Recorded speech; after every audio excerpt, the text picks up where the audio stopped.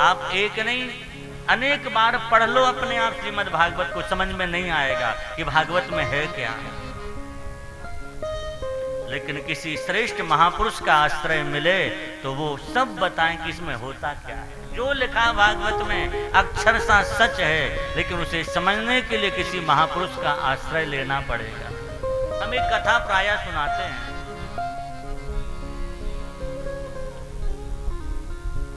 कि एक महानुभाव बेचारे गरीब ही थे, ज्यादा कोई धन संपत्ति नहीं थी उनके पास, जैसे तैसे अपना गुजारा करते।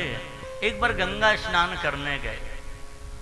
जैसे गंगा जी गए तो संयोग से एक संदूक पेटी बह करके जा रही थी। उन्हें लगा कि देखें इसमें क्या है, शायद हमारा ही भाग्य खुल जाए। गंगा जी में तैर करके आगे गए, संदूक उठा करके लाए। सोचा घर में खोलेंगे पता नहीं क्या मिले। घर में जाकर के संदूक को खोला।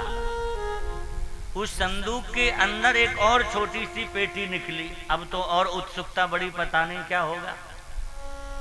और जैसे ही उसको खोला तो सुंदर एक रेशमी वस्त्र में कुछ बंधा हुआ था। इन्हें लगा कि इसमें जरूर कुछ होगा। और जैसे उस वस्त्र को खोला उसमें एक पुस्तक निकली। संयोग की बात, उस पुस्तक में सबसे ऊपर बड़े बड़े अक्षरों में लिखा हुआ था, सोना बनाने की विद्या, कला। देखते ही तो महाराज वो महानुभाव नाचने लग गए। अब तो हम धनवान हो जाएंगे, इसमें सोना बनाने की कला लिखी। और जैसे उसके पन्ना पलटते गए, सब विधि लिखी थी, ये डालो फिर ये डालो फिर ये डालो, ऐसे करके उबालो, वो बस सोना बन के तैयार, 24 कैरेट सोना बनेगा। अब उस सोना बनाने के लिए कुछ सामग्री की आवश्यकता थी, तो इनके पास धन नहीं था, तो घर में जो बर्तन वगैरह थे सब बेच आए, उससे सामग्री लाए। कुंडी बंद करके रात भर कढ़ाई में डाल करके घोंटते रहे। पूरी रात निकल गई लेकिन सोना नहीं बना। बेचारे बड़े दुखी हुए। इन्हें लगा किसी व्यक्ति ने पागल बनाया, और मन ही मन बहुत नाराज हो रहे थे, हमें मिल जाए वो व्यक्ति। हमने क्या बिगाड़ा था इसका?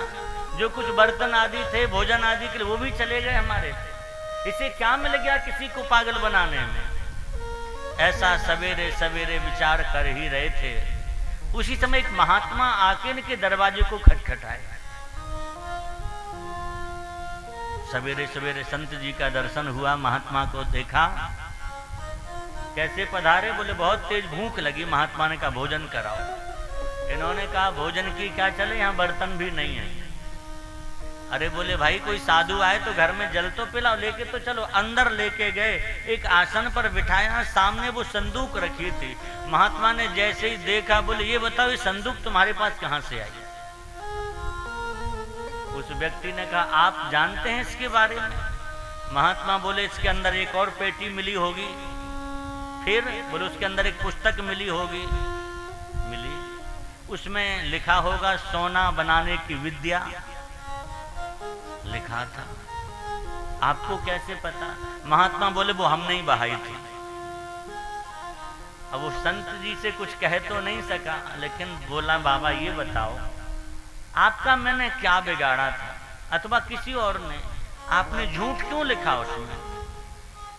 महात्मा ने कहा मैं साधु हूं, कुछ भी झूठ नहीं लिखा। उसमें जो विधि लिखी है उस तरह अगर सोना बनाया जाए तो 24 कैरेट सोना बन के तैयार हो जाए।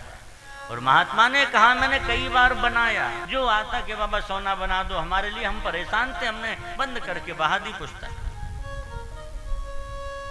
उस व्यक्ति ने कहा कि पूरी रात हमने कोशिश की, एक बार नहीं 3 बार सब सामग्री मिलाई, देखा कोई भी असावधानी नहीं हुई, लेकिन सोना नहीं बना। महात्मा ने कहा थोड़ी बहुत सामग्री बची है? बोले हाँ बची है। कहा मेरे सामने बनाओ। उसने जो विधि थी, एक इसके बाद ये डालना, फिर ये डालना, फिर ये जड़ी डालना, वो डालना, सब डालता गया। जब तैयार होने को था, आखिर में उसमें लिखा था कि नींबू का रस डालना। क्या बाकी है? बोले नींबू का रस बाकी। और वो नींबू लेके आया और जैसे उस चाकू से अमनिया करना चाहा, महात्मा ने रोक दिया। बोले रुको रुको, बस यही गलती हो गई। हमने लिखा था नींबू का रस डालना, अगर नींबू में लोहे का स्पर्श हो जाएगा तो सोना नहीं बनेगा। तुमने यही गलती कर दी। फिर क्या करें? ऐसे नींबू को कुचल करके पत्थर आदि से और फिर उसका रस निचोड़ो, सोना बन के तैयार हो जाएगा। और जैसे महात्मा ने वो विधि की, नींबू को ऐसे निचोड़ा, सोना बन के तैयार हो गया। आप कहें कथा काहे को सुनाई आपने? कथा सुनाने का आशय केवल इतना है, भागवत में जो लिखा अक्षरशः सच है, लेकिन हमें लाभ नहीं मिल पा रहा। इसका तात्पर्य है हमने किसी सच्चे सदगुरु से नहीं सुना है। सच्चे सदगुरु से सुन लेते तो हमारा काम बन जाता। कहीं ना कहीं हमारी चूक हो जाती है। उस चूक से हमें बचने के लिए भक्त मुख भगवत बाणी किसी भक्त के मुख से सुनना चाहिए।